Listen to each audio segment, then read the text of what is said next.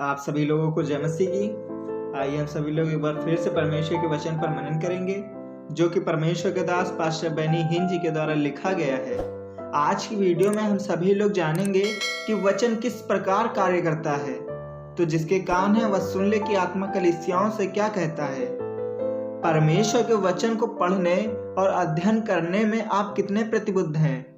उनमें वंशावलियां, व्यवस्था, नबूवतें और सुसमाचार की पत्रियां भी शामिल हैं। यदि आप प्रत्येक शब्द नहीं समझ पाते हैं तो कोई बात नहीं, पढ़ें, फिर से पढ़ें, बार बार हर अध्याय, हर एक पद को धीरे धीरे आप समझने लगेंगे।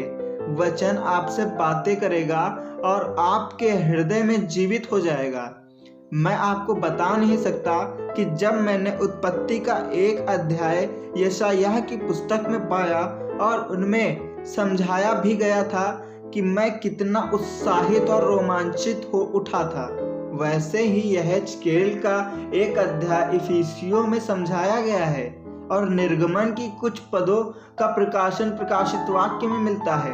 आप पाएंगे कि बाइबल अपनी स्वयं व्याख्या करती है। जब आप वचन का अध्ययन करेंगे तब प्रश्न उठेंगे और उसी रात प्रश्नों के उत्तर पा लेने की चेष्टा न करें। लगातार पढ़ते रहें, क्योंकि एक पुस्तक में प्रश्न लगने वाला भाग किसी दूसरी पुस्तक में हल किया गया है। एक पहेली के समान वह सब पुस्तक के भीतर ही है। बस आपको संपूर्ण पुस्तक की एक स्पष्ट तस्वीर पता होनी चाहिए।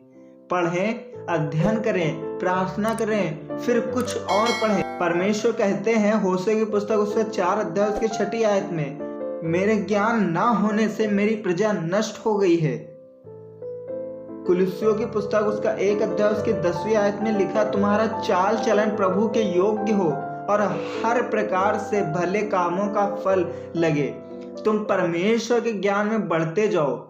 क्या आपको पता है कि आपको सिर्फ एक हथियार की आवश्यकता है? यदि आप परमेश्वर का मन और इच्छा जानना चाहते हैं तो उसने जो लिखा है उसे पढ़ें। आधुनिक भविष्यवक्ताओं से पूछने, उनकी खोज में न रहें जो कहते हैं प्रभु मुझसे आपके लिए यह कह रहे हैं।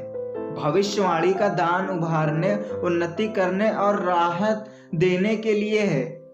वह आपका हथियार नहीं है। यहाँ तक कि बुद्धि के वचन का, ज्ञान के वचन का, विश्वास और आश्चर्य कर्म करने की सामर्थ्य जैसे अद्भुत दान वरदान भी शैतान के विरुद्ध आक्रमण के हथियार नहीं है। इस युद्ध में आपको केवल एक हथियार की आवश्यकता है, परमेश्वर का लिखित वचन। जब हम परमेश्वर का लिखित वचन और गर्मजोश प्रार्थना को मिलाते हैं, वह एक दो-धारी तलवार जैसा हथियार बन जाता है। हमारी समस्या यह है कि अधिकतर लोग नहीं जानते कि क्या लिखा है। परमेश्वर ने जो कहा है वे उसका अध्ययन नहीं करते हैं। परिणाम स्वरूप शैतान उनके जीवन में उलझनों को भर देता है। यदि हम पवित्र शास्त्र को नहीं जानते, हमें नहीं पता कि हम शैतान से किस प्रकार लड़ सकते हैं। पवित्र शास्त्र के अनुसार परमेश्वर की दृष्टि उसके वचन पर बनी रहती है कि उसने जो कहा है उसे पूरा करे। बाइबल की घोषणा है कि आप शैतान पर अधिकार का उपयोग कर सकते हैं जब वचन आप में हो।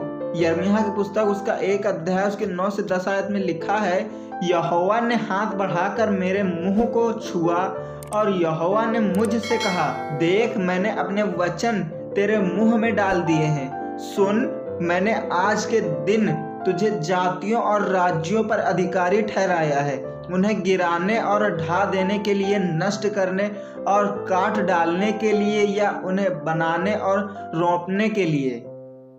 आप परमेश्वर की प्रतिज्ञाओं के अनुभव प्राप्त करेंगे। आमीन। परमेश्वर इस वचन के द्वारा आप सभी लोगों को आशीष दे। आमीन।